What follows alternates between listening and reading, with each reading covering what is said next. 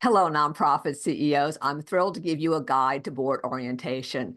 Why do a board orientation? It's one of the key ways to engage your board members when they first get on the board. And if you have an opportunity, you can do it with current board members so everyone gets a refresh on some of the key highlights in your nonprofit. What we have is a 90-minute, fast-paced, interactive, but logical board orientation. Let's get started. We began with a welcome and an introduction. Ideally, your board chair will do the welcoming, and you will go ahead and handle the introductions by pairing up people and having them share why they said yes to serving on the board. Why am I doing this so early? This is kind of a classic move.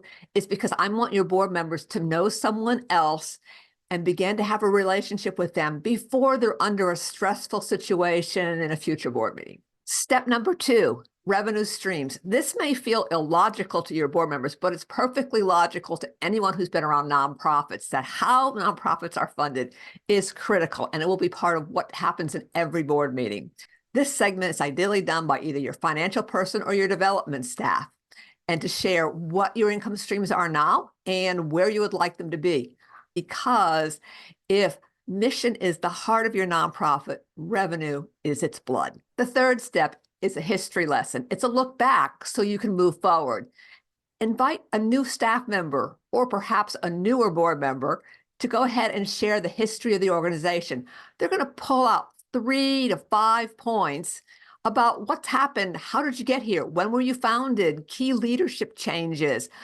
Again, to help your new board members recognize that there's been a lot of work done to get you to where you are, and there's some interesting history to build on for your future strengths. Step number 4 is the legal framework. Invite your board chair to share your governing documents. Where is your bylaws? Maybe he'd want to share, she'd want to share some of the things that they look at a lot. Again, this is to give people a key overview of how you're structured, but also to say, hey, there's these documents that we use. This is a reference point for you, and here's how to get into them if you have a question. So the CEO leads step number 5. It's the strategy and the organizational chart. So from your legal work, you're now in the present, talking about what your strategy does, how you organize all the complex things that you have to do into action steps.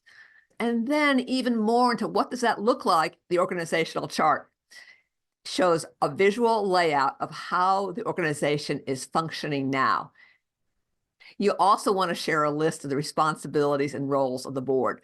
This is a place in anywhere in the orientation is to slow down and spend some time so some of the concepts sink in and board members begin to understand how they're going to interact, how they're leading the organization, setting its policy and strategy, how they are both insider roles and outsider roles, able to see what's happening in the community around them, and then bring that back, how they can help bring new people into your organization.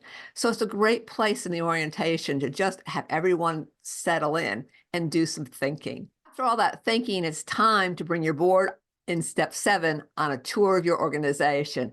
Ideally, this is a physical walkthrough where they can see different programs. Staff members can show them what they're doing and how the program works, introduce them to more staff who are on site. What you want to do is give your board a sense of what it works, how your programs are actually happening. And when that tour is done, you're going to do appreciation and remembering who you are and what you're doing. The appreciation is thanking your new members and anyone who helped with the orientation, talking about your excitement about what's coming and the work you're going to be doing. And finally, ending with a remembrance, the mission story, something that happened perhaps in the last week that changed someone's life. You've just done a great orientation to help new board members and anyone else who helped get a refresher about what it is to serve as a board member in this organization and how their gifts are valuable and needed. If you want more, there's a toolkit about board orientation that works for you whether you are one-on-one with a board meeting or able to do the one I've just described. The goal is to help you quickly orientate your board members. There's letters of invitation, there's supply lists, and other ideas of how to actually do this orientation, all available for you. Let's build stronger, more engaged nonprofit boards. Thank you for the work you do serving in the nonprofit sector and for helping your board members to lead and be the heroes for all of us.